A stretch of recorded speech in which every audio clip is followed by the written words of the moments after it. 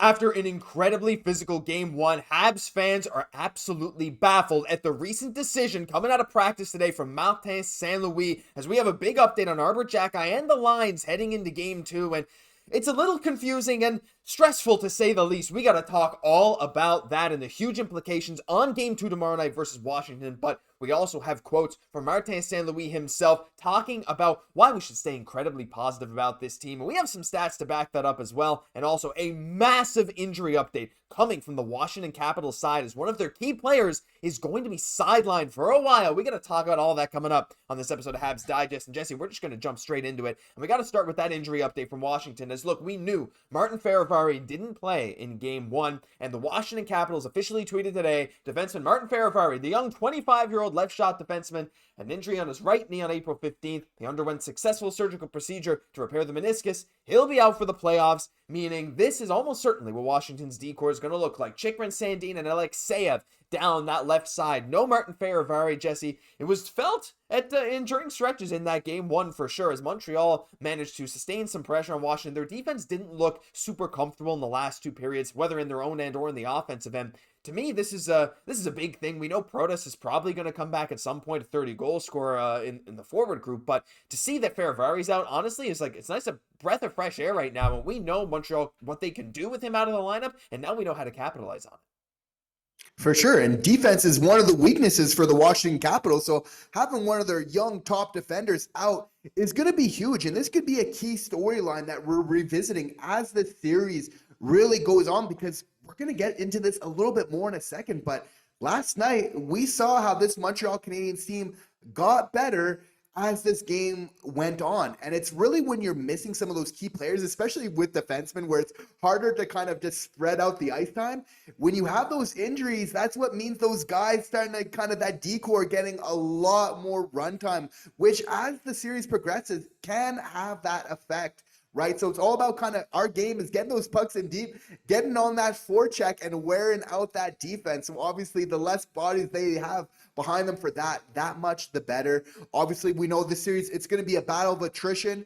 Every player is really going to count. But of course, as this goes on, I mean, we're staying relatively healthy for the large part. So this is potentially a good sign for the Montreal Canadiens. I mean, yeah, I think it's a great sign. I mean, look, obviously I wish him a speedy recovery. He's a fun player to watch, but yeah, no, I mean, it is what it is. You take the advantage when you get it, right? And Montreal has looked very comfortable, at least in those last two periods against Washington, despite the refereeing. We're not going to harp on that again, but the comfortability about Montreal, the quick adaptability, Jesse, is something we've talked about a lot, and knowing that they don't have to now adjust for Fehervary coming back in the lineup is huge. But speaking of adjustments, Marty has been saying a lot of the right things recently, and he actually had a quote that came out that I wanted to talk about and hear your guys' reaction. We'll get to the lines in a second too, because this kind of implicates that as well, but I'll show it to you.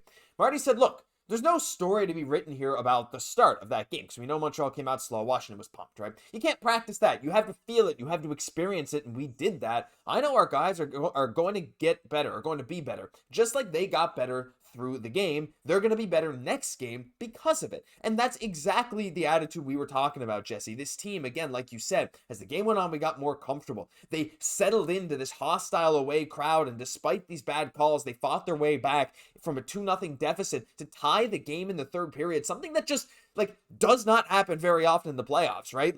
Coming back from multi-goal deficits in the third. Some Leafs fans might say it happens, but look, that's all right. Right now, we're the ones that came back, and it's been unreal. And to see Marty say this too, it's something clearly the team understands from pretty much all the pressers. That's what they're saying as well. And to know that these guys are ready to change on a whim every single game, it's I don't know, it instills a lot of confidence in me, and I'm sure the guys too.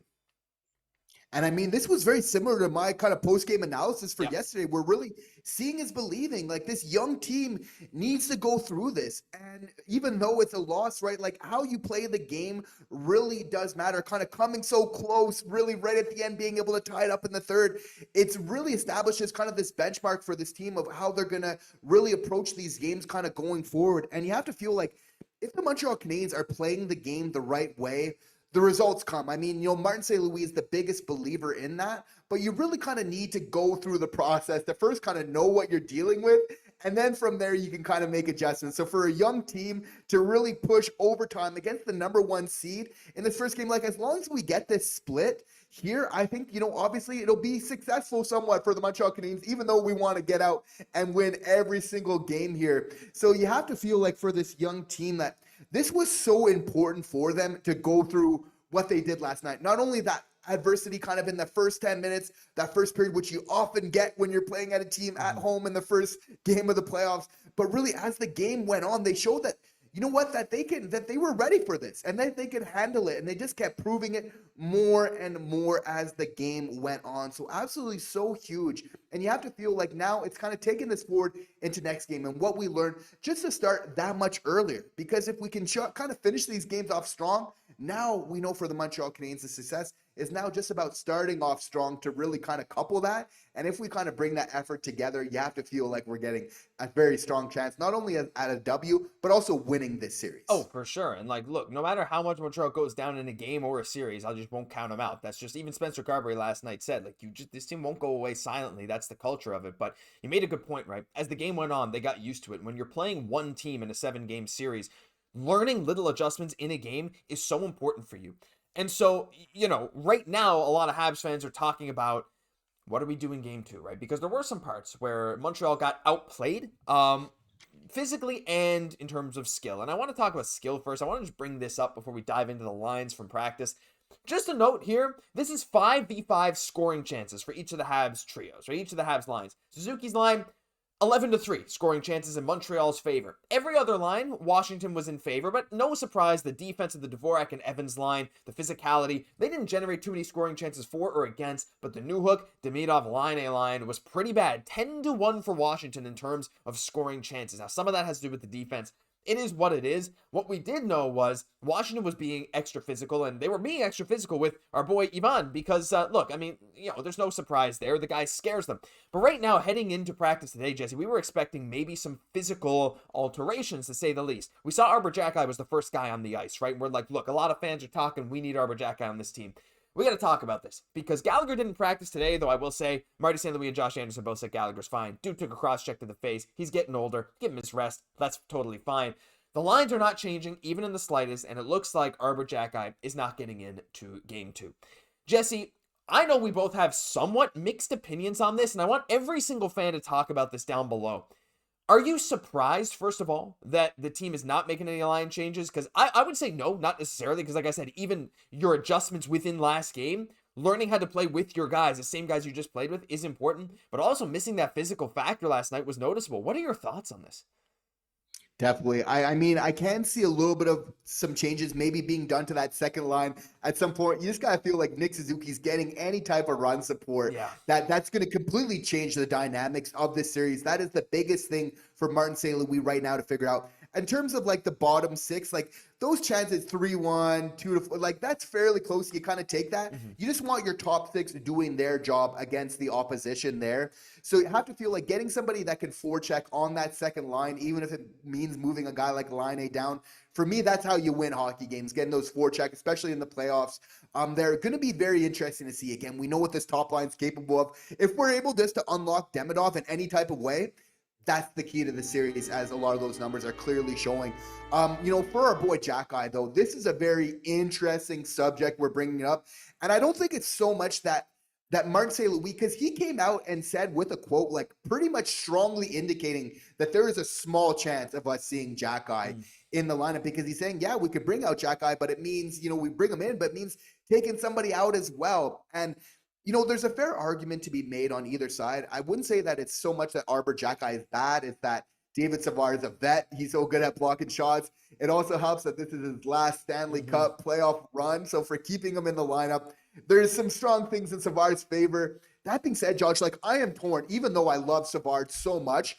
I am just such a believer of kind of that game within the game, like Josh Anderson kind of knocking over a Tom Wilson, after a whistle, doing it in kind of a smart, kind of clever, without drawing, even though it's borderline. Those type of plays matter a lot for kind of that mental side of the game and kind of establishing dominance over the other team, which I feel like Xhekaj can play a huge part of defending that front of the net, of just, and he says sometimes it's not going to change how Tom Wilson plays by having Xhekaj.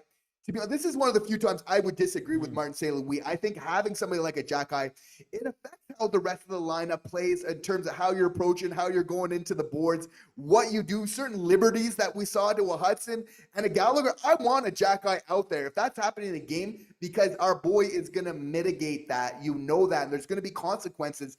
For me, that matters. So it's going to be very interesting to see how this plays out as it goes forward. I feel like Xhekaj is just so well suited for the playoffs, but we know those defensive points all the same. So a lot of definitely moving parts going on to all this. That being said, I am a believer of what Xhekaj can really bring to this team in some very intangible ways. Yeah, like that's the thing. A lot of this comes down to the intangibles that are at play. And I agree with everything you said. Like having that guy like Xhekaj on the ice is so important when you know you need to defend your guys. There was a moment where like it looked like Carrier wasn't in too much of a hurry to defend his captain who went down, right? There was like, and that's not to say there's anything bad with Carrier's character. It's just like, you know that Xhekaj, every single moment anyone's going down anything, he's in someone's face. But then there's the other side of like, how much would he even play? Would he even be on the ice for more than 10 minutes a night? Would Marty trust him enough? There was lots of games where he played less than 10 minutes in the regular season, and Xhekaj has been a little undisciplined. You'll get away with a lot more in the playoffs, but you also can't afford bad penalties in the bad spots. And again, at the same time too, it's like, do you want to take out a guy on your PK1 and David Savard, last Stanley Cup playoff run, one of the top shot blockers in the league? Or do you want to take out a guy in Jayden Struble who has shown incredible leaps this year for Arber Xhekaj? Maybe you do. Maybe there's that trade-off, that pro and con list. Like, it all comes down to what Marty sees and the stuff that he's hearing from the players, seeing on the other team. And I trust him to do what's best, but I know this is a controversial topic. We want to hear your guys' thoughts. I'm okay with not seeing Xhekaj for the reasons I just outlined. I think that you might be sacrificing too much in the lineup for what you'd actually get with Xhekaj's physical benefit. But Jesse, I see your point as well. Like, you need that stuff in the playoffs, and it makes a massive difference to how the other team treats you. So we'd love to hear all your thoughts down below. We won't go on for too long because we're running out of time. That'll do it for this episode of Habs Digest, but I'm very interested to see what all of you have to say about it down below. It'll get very exciting. And if you enjoyed, leave a like, comment, and hey, subscribe to the channel. We're pushing for 21,000. We're pushing for 25. We're pushing for so much. And hey, just want to say thank you to every single one of you for watching every single day. I'm Josh Gosse, my co-host, Jesse Poirier. We'll catch you in the next one.